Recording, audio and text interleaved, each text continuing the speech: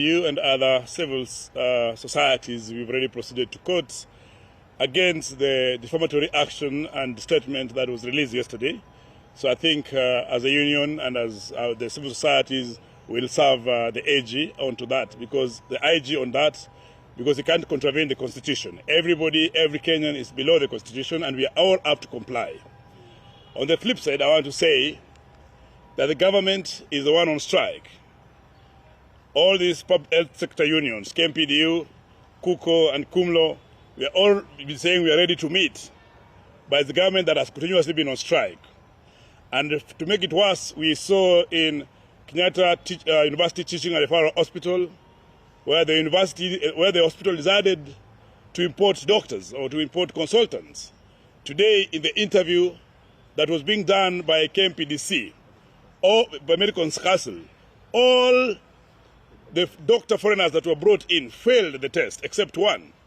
It means that this craft, these specialties that doctors are offering in the different hospitals, the craft that they have mastered over time, they cannot be replaced by picking doctors or picking people on the street or picking quacks everywhere.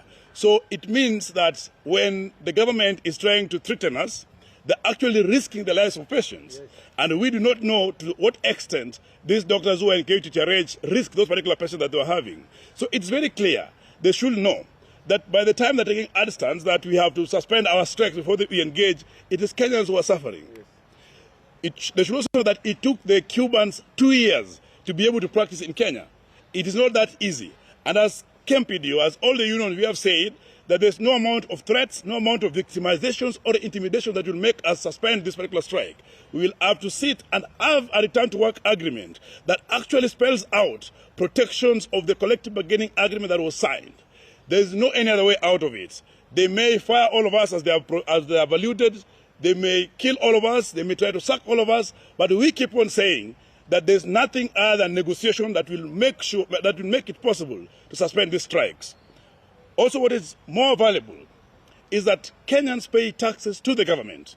They don't pay taxes to the doctors or to the health workers. And therefore, there's no way government will say that health workers are essential service providers. But we're not anywhere.